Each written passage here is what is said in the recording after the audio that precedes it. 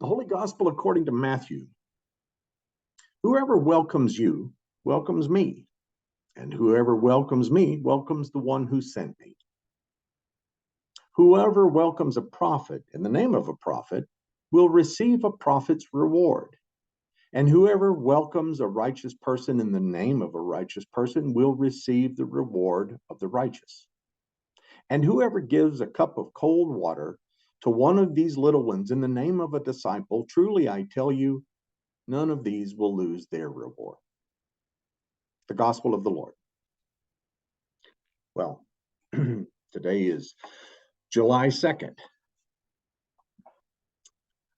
Did you know that it was July 2nd that John Adams thought would be the great day of celebration? Because it was July 2nd when the Second Continental Congress voted in favor of the resolution for independence.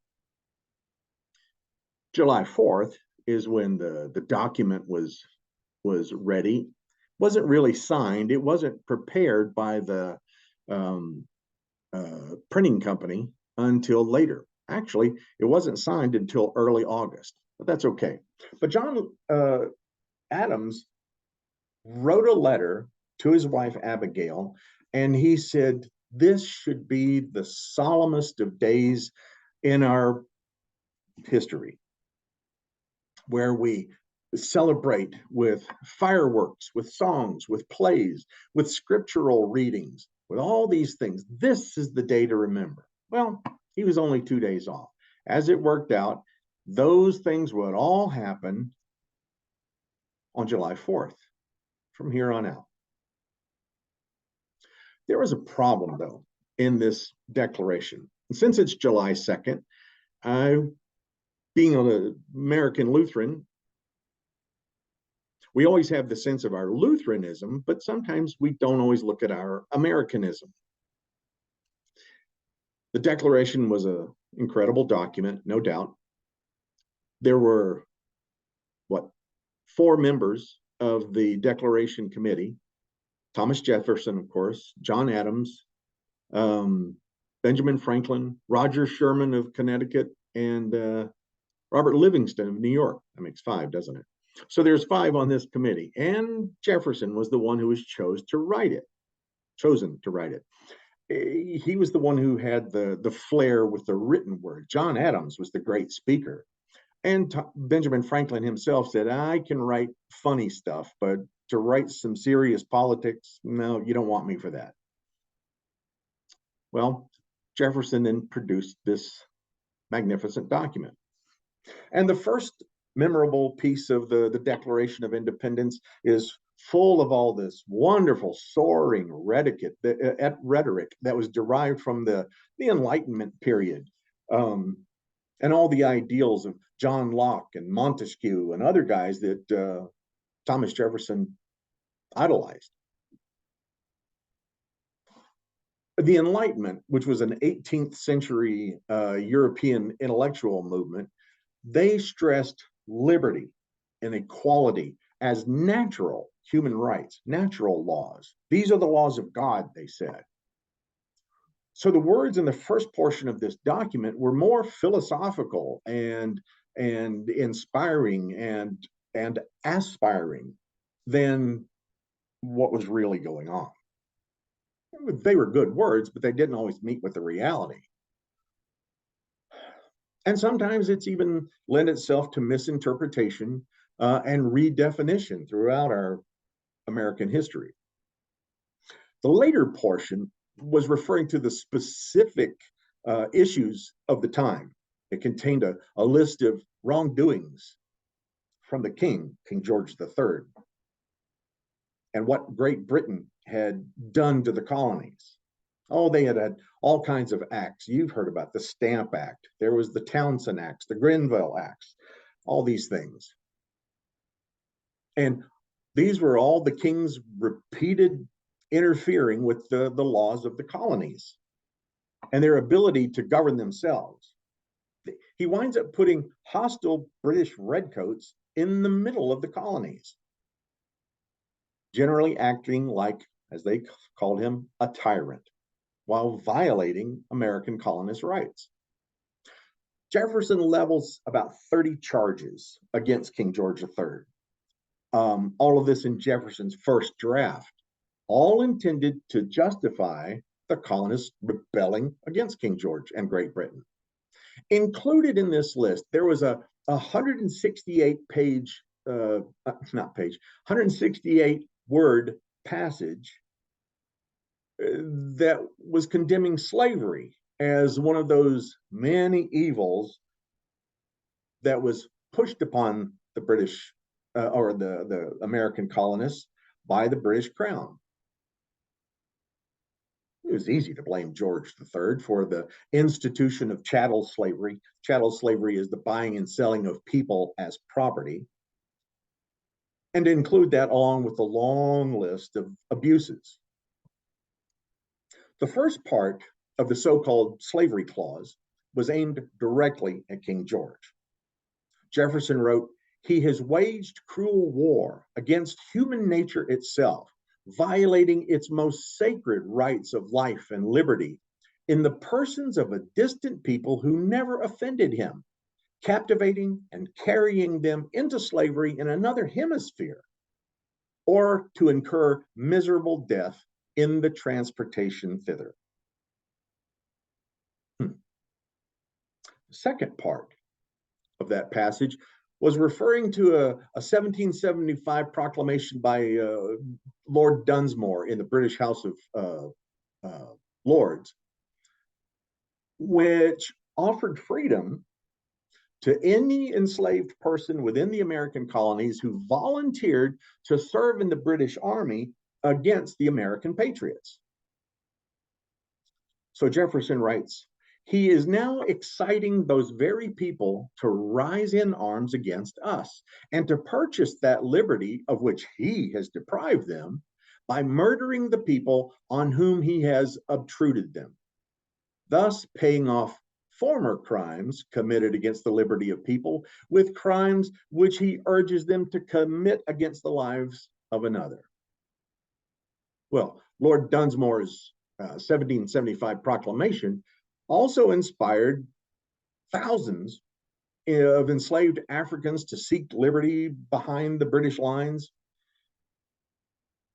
It also pretty much incensed the American patriots.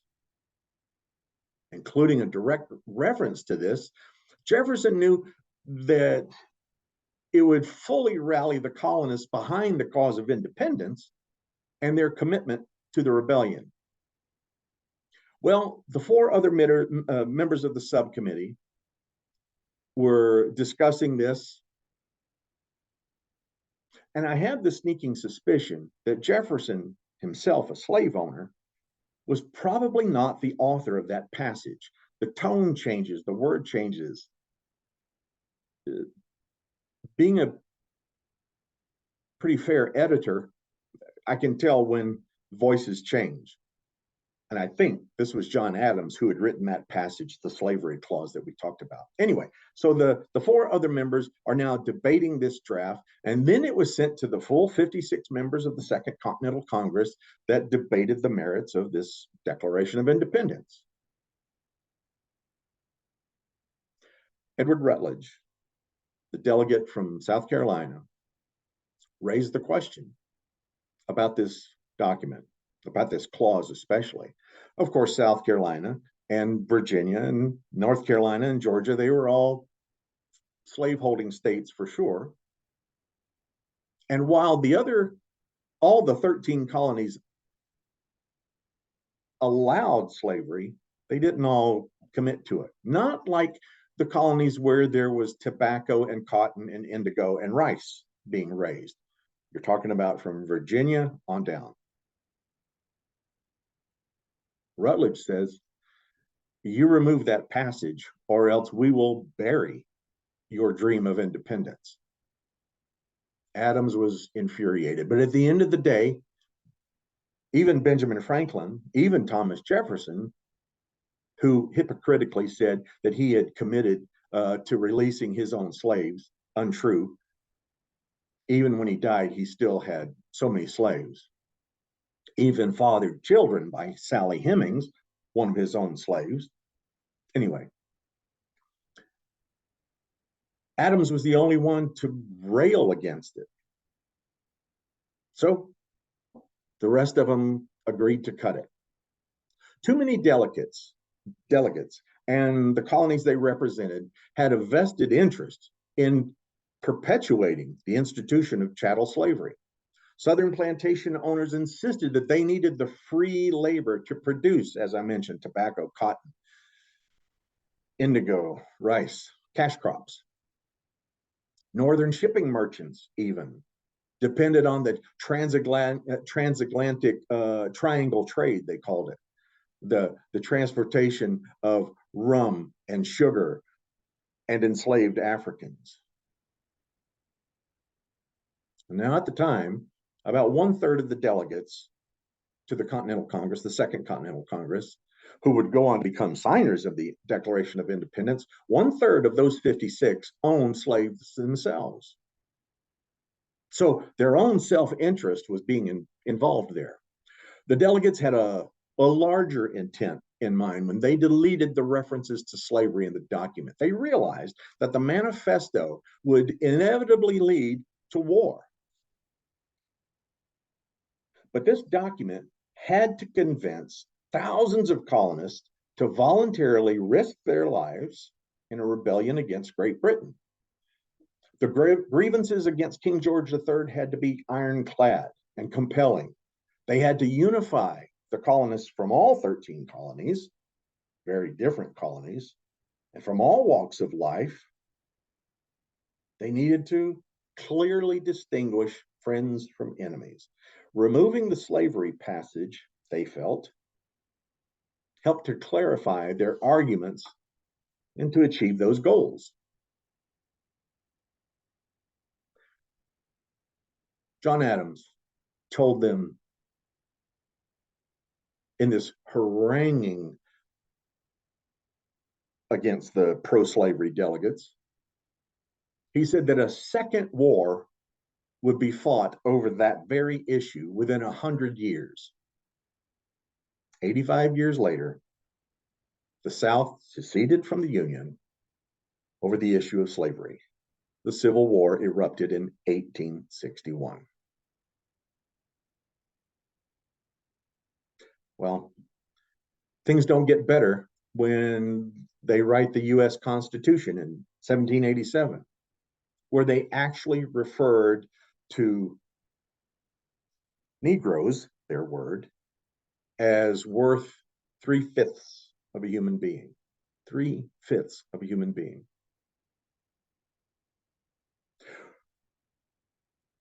We can celebrate our independence from Great Britain on July 2nd, July 4th, but it was not a day of freedom. It was a day of freedom for white people. Frankly, white men. Abigail Adams had written to John Adams, and she said, in all of your considerations, do not forget the ladies, or you will see a real revolution. I liked her. In the end, the delegates replaced the slavery clause with a passage that instead highlighted King George's incitement of domestic insurrectionists among us. He says that he was encouraging the rising up of indigenous tribes. He says, he has excited domestic insurrectionists among us and has endeavored to bring on the inhabitants of our frontiers. Then he goes on to call them the savage Indians. Let's not make too much of a noble idea among these guys. They thought the colonists could rally behind this. So on the 4th day of July, the second day, they voted in favor of the resolution for independence. On the 4th, they adopted the Declaration of Independence. declaring their independence from Great Britain, and everybody slapped themselves on the back.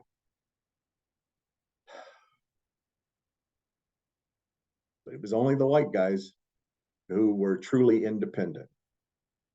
That's why when we talk about Juneteenth, June 19th, that was the day when General Slocum read the general order that all slaves were now free. All slaves. The Emancipation Proclamation had talked about the freedom of slaves in the Confederate States. General Sherman's order, actually Special Field Order number 15, had said that all these free slaves should be given 40 acres and a mule. Never happened. And in the riots of the 1960s, when looting was going on in Watts or in Detroit or in other places like that, they said you could hear some of the looters saying, "That's my 40 acres," as they were carting away a TV or a stereo or something like that. "That's my 40 acres. I'll be back for my mule." We don't understand that because we never had to go through that. I mean, we would have to go back hundreds and hundreds and hundreds of years to think of any of our ancestors being enslaved like that. For our Black sisters and brothers, it is still a raw nerve. As for me, I think Juneteenth represents the day when all Americans could celebrate freedom. The scripture tells us that if a person prophesies a thing and it comes to pass, they are a true prophet. John Adams ranks as a prophet. He called it about the slavery clause. He called it about celebrations even. We have to carry on that same prophetic voice in our time, that if not everyone is free, then no one is free. If all of us are not given the same rights as another, then none of us should enjoy those rights. This is the time when we speak to power. It doesn't matter who. It doesn't matter if it's a family patriarch or the president of the United States. It doesn't matter if it's the speaker of the House or the local mayor. We must all be free. We must celebrate the freedom that Christ has given us.